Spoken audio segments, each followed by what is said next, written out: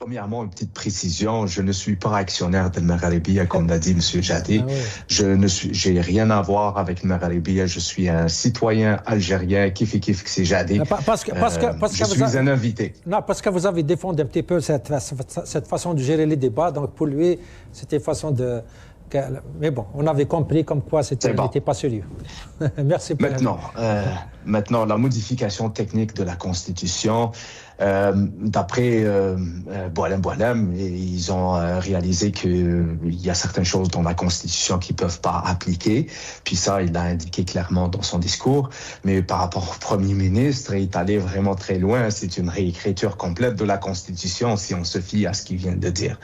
Mais c'est un précédent dangereux et il ne faut pas le laisser passer, cette approche-là de modification de la Constitution. Il n'y a pas une modification technique de la Constitution, il y a une modification point barre de la Constitution. Et ils vont le faire en échappant aux mécanismes nécessaires pour changer la Constitution. Et dans ce changement technique, il y a quelques changements, entre autres. Premier point, c'est le prolongement de la durée du mandat du président du Sénat, qui est le deuxième homme dans l'État algérien, c'est Azouz Nasri, de 3 ans, ça va passer à 6 ans.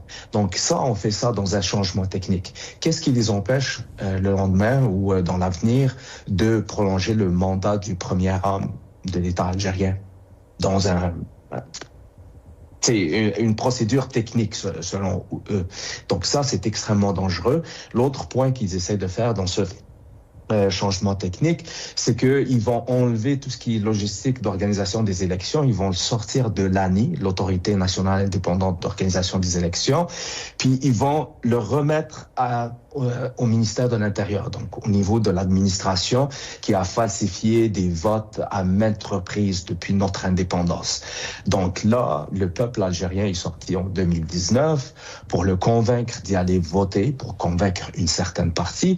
Ils ont organisé ce dialogue-là et les sorties de dialogue, c'est que ça prend une autorité nationale indépendante d'organisation des élections.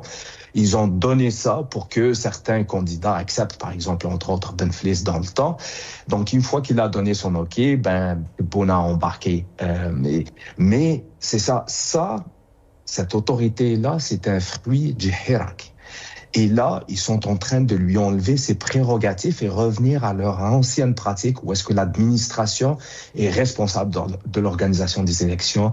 Et ça, c'est extrêmement dangereux. Donc, le régime qui essaie de reprendre le contrôle sur l'organisation des élections. J'ai terminé, ouais.